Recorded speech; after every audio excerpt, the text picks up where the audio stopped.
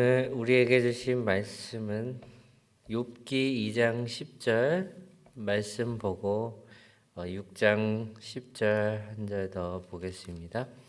우리 2장 10절입니다. 그가 이르되 그대의 말이 한 어리석은 여자 말 같도다. 우리가 하나님께 복을 받았은즉 화도 받지 아니하겠느냐 하고 이 일에 욥이 입술로 범죄하지 아니하니라. 우리 6장 10절 말씀입니다. 그러하실지라도 내가 오히려 위로를 받고 그칠 줄 모르는 고통 가운데서도 기뻐하는 것은 내가 거룩하신 이의 말씀을 거역하지 아니하였습니다. 아멘. 제가 여기 강단에 서기 전에 통계청의 한 자살률을 다시 한번 봤습니다. 그리고 OECD 국가 중에서 우리가 잘 알듯이 자살률이 1위가 우리 대한민국입니다. 2024년도에 이미 8.5% 이상 점점 더 높아지고 있는 추세입니다. 우리나라의 그 자살이 왜 일어날까? 바로 많은 사람들 가운데 이것이 무너져서인 것 같습니다. 오늘 말씀의 제목이 바로 마음을 지키십시오입니다. 이 마음이 무너지면 모든 것이 무너지는 것이죠. 사랑하는 여러분, 진짜 마음은 언제 드러날까요? 우리가 잘 나갈 때, 뭔가 잘 되고 있을 때 우리의 마음 가운데 어떤 그 믿음이라는 것이 드러나는 것이 아니라 때로는 어려움을 극심한 당하고 싶진 않겠지만 우리가 어려움을 만날 때 진짜 믿음이 드러나는 겁니다. 진짜 믿음은 모든 것이 무너져 가고 있는 그때에 드러난다는 겁니다. 오늘 우리가 만나는 이 욥이라는 한 사람, 우스 땅에 하나님은 그를 의인으로 소개하고 있습니다. 그는 그야말로 하나님이 인정한 사람이었습니다. 의롭고 정직했고 하나님을 경외하며 악을 멀리하는 자다. 그런데 그런 욥에게 참을 수 없는 극심한 고난이 쏟아집니다. 하루아침에 모든 재산을 잃어버립니다. 하루아침에 자녀를 모두 잃어버립니다. 몸에는 이 종기가 나서 이 기왓장으로 자기의 몸을 긁지 않으면 안 될 만큼 극심한 가려움에 시달려 있는 거죠. 게다가 그 고난을 듣고 온 사람들, 이 주변에 또 가장 가까운 특별히 아내에게마저도 무슨 소리를 듣냐? 차라리 하나님을 저주하고 죽어라 라고 도망가 버립니다. 결국 극한의 고난이 욥에게 왜 찾아왔을까? 오늘 본문은 우리에게 말해 줍니다. 이 시험의 시작은 바로 하나님이 의롭다 하신 이에 대한 사탄의 도전 때문이었습니다. 하나님은 욥을 신뢰하셨기 때문에, 그리고 욥이 감당할 수 있을 거라고 확신했기 때문에 욥에게 그런 고난을 주십니다. 여기서 짚고 넘어가야 할 부분은 하나님은 친히 아무도 시험하는 분이 아닙니다. 야고보서 12장 13절에 사람이 시험을 받을 때 내가 하나님께 시험을 받는다 하지 말지니 하나님은 악에게 시험을 받지도 아니할 뿐더러 친히 아무도 시험하지 아니하시느니라. 물론 부분적으로는 아브라함을 하나님이 시험하셨죠. 그런데 하나님은 우리에게 어려움을 갖다 주려고 하시는 분이 아니라 오히려 그것은 사탄의 공격이라는 겁니다.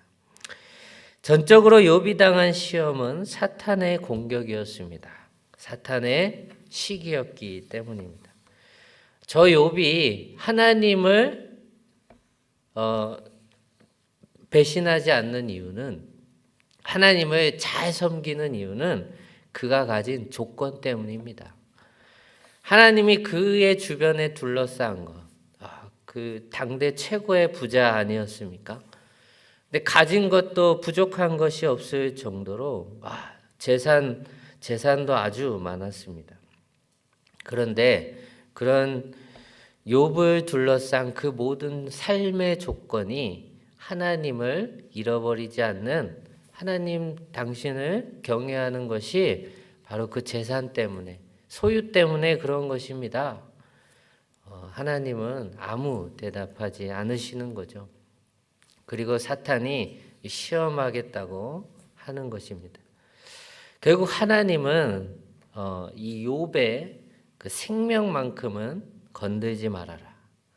결국은 사탄은 바로 자신의 뜻을 이행합니다. 결국 욥이 가진 모든 것을 하루아침에 다 걷어가 보는 거죠. 왜? 욥의 마음을 시험하기 위해서였습니다. 결국 우리가 이 욥의 이야기를 통해서 우리가 바라봐야 하는 것, 바로 우리의 마음이 중요하다는 겁니다. 욥이 입술로 죄를 짓지 않았다는 말이 인상적입니다. 우리가 하나님께 복을 받았은즉 화도 받지 아니하겠느냐. 이 무슨 말입니까? 복을 받을 때만 하나님을 믿는 게 아니라 어려움을 만날 때도 믿는 것이 진정한 믿음이다라는 것이죠. 그러므로 나는 여전히 믿는다고 욥은 고백하는 겁니다. 그는 모든 것이 무너지는 상황에 마음을 지킵니다. 사탄은 끊임없이 욥을 의심하지만 욥은 견디고 이기고 있습니다. 결국 욥에게 중요한 것, 시험을 만날 때 중요한 것, 마음을 지키는 것이다라는 거죠. 모든 것을 잃어버리는 사람들, 우리나라도 자살률 1위인데 어떤 어려움을 만났을 때 그것을 견디지 못했기 때문에 그 마음이 무너지는 것 아닐까요? 마음을 지킨다는 것, 그렇다면 그것은 쉬운 일일까요? 욥은 수동적 인내를 한 것이 아닙니다. 하나님 앞에서 어떠한 행동을 보이는가? 진실한 감정으로 하나님 앞에 나아갔습니다. 무조건적으로 인내해야 돼 이게 아니라 욥은 극심한 어려움을 만났을 때 하나님 앞으로 나아갔다는 거예요. 그리고 아파도 슬퍼도 속상해도 하나님 앞에 진실된 마음을 토해했습니다. 둘째, 하나님 앞에서 그는 울었다는 겁니다. 욥은 3장에 가보면 욥은 이렇게 말합니다. 차라리 내가 태어나지 않았더라면. 그 심한 그 고통이 얼마나 심했으면 차라리 내가 이 세상에 태어나지 않았으면 좋았을 거다라고 스스로를 비하합니다. 이걸 보고 어느 누가 욥의 인생을 보면서 불신앙이라고 말할 수 있겠습니까? 욥은 이것이 바로 욥이 당한 고난 속에서 인간이 할 수 있는 최선인 것이죠. 내가 차라리 태어나지 않았으면 좋았겠다. 그런데 기도는 무조건 참고 억누르는 것이 아니라 오늘 욥의 이야기가 우리에게 기도가 무엇인지도 알려주는 것입니다. 하나님, 저 너무 힘들어요. 욥의 이 말 속에는 무엇이 담겨 있는가? 너무 힘들다고 하는 그 진심이 들어 있는 겁니다. 그분을 신뢰하고 있다는 증거가 바로 이 모습이다라는 거죠. 그 모양이 어떠하든지 기도가 어떤 긍정적으로만 나오는 것이 아니라 여러분 극심한 사람이 감당할 수 없는 수준에 이른 고난을 당하면 사실 하나님 앞에 나아가도 우리의 이 말문이 턱 하고 막히는 것 아닙니까? 어쩌면 이 욥에 보이는 행동이 하나님께 진실함이었다는 거죠. 사람의 말이 아니라 오늘 이야기, 욥의 이야기는 우리에게 바로 하나님의 말씀을 또한 붙들라고 말을 합니다. 근데 이 고난을 당하는 이 욥에게 새 친구가 오는데 이 새 친구들마저도 욥을 아주 그냥 뒤흔들죠. 처음에는 위로하러 온 사람들이 그들은 어떤 성향을 가졌는가? 엘리바스라는 사람은 나이가 좀 많은 사람이었어요. 전통과 체험을 강조하는 어떤 인과응보적 신앙의 철학자형입니다. 그러니까 이 엘리바스는 전통과 경험과 어떤 체험을 중시하면서 이 고난당하는 욥에 대하여 결국 어떻게 말하는 거죠? 회개하라는 거죠. 빌닷은 논리적인 보수자였습니다. 조상의 교훈을 근거로 그를 정죄합니다. 소발은 공격적인 말투를 끊임없이 내뱉으면서 극단적인 율법주의자의 모습을 보여줍니다. 결국 이 세 친구들 모두 욥에게 무엇라고 말하는가? 바로 네가 죄지어서 벌받는 거야. 회개해야 돼. 여러분, 고난보다 더 힘든 것은 이거죠. 비수같이 달려오는, 칼같이 꽂혀오는 바로 이웃의 공격입니다. 사람이 말이 비수처럼 칼처럼 우리 안에 꽂힐 때 우리는 어떻게 해야 하는가? 바로 이 욥의 인생을 봐야 합니다. 결국 이 욥은 6장 10절에 이렇게 말합니다. 내가 고통 중에도 기뻐하는 것은 내가 거룩하신 이의 말씀을 거역하지 않기 때문이라. 그러므로 이 욥의 행동은 무엇입니까? 공격해 칼로 비수같이 꽂혀오는 그들을 향하여서 믿음의 방패를 들고 있는 것입니다. 여전히 내가 하나님이 나를 의롭다 하셨으므로 나는 부끄럽지 않다는 거죠. 고통 중에서도 나는 기뻐할 거야. 이런 믿음의 모습을 보여주고 있습니다. 내가 거룩하신 말씀을 거역하지 않기 때문이다. 스스로를 지키고 그를 지키는 것은 유일하게 그의 생명과 그의 마음입니다. 마음이 무너지면 모든 것이 무너진다는 것을 우리는 알아야 합니다. 욥이 승리한 이유는 어디에 있을까? 재산의 많음도 아니고 자녀의 많음도 아니고 아내의 도움도 아니고 그 자신이 하나님 앞에서 진실함으로 서는 것이라는 겁니다. 욥이 보여준 가장 큰 승리, 고난 중에도 하나님 앞에서 마음을 지키는 수 있었던 것. 그가 하나님 앞에 진실했다는 겁니다. 하나님 앞에서 그 기도의 자리에서 자신을 솔직하게 내뱉치고 울고 항변하고 그 이웃에 대하여 마음을 빼앗기지 않은 것이죠. 빼앗기지 않았다는 말 속에서도 욥의 인생을 보면 다 빼앗긴 것처럼 보이기도 합니다. 그러나 끝까지 항변하며 자신을 지킵니다. 하나님 앞에서 숨기지 않는 마음을 그대로 드러내면서 하나님 앞에 기도로 무기를 삼은 것입니다. 결국 욥은 정금 같은 사람으로 다져질 것입니다. 욥에게 잊을 수 없는 회복과 축복을 이후에 욥이 겪게 되는 것이죠. 오늘 우리는 말씀 속에서 세 가지를 기억했으면 좋겠습니다. 첫째는 사탄의 시험 앞에서 기도로 마음을 지켜야 한다는 것이죠. 두 번째는 하나님 앞에서 진실되이 눈물로 나아가십시오. 세 번째는 사람의 말이 아니라 하나님을 붙드십시오. 하나님은 오늘 우리에게 감당할 시험 외에는 주시지 않는다고 말씀하십니다.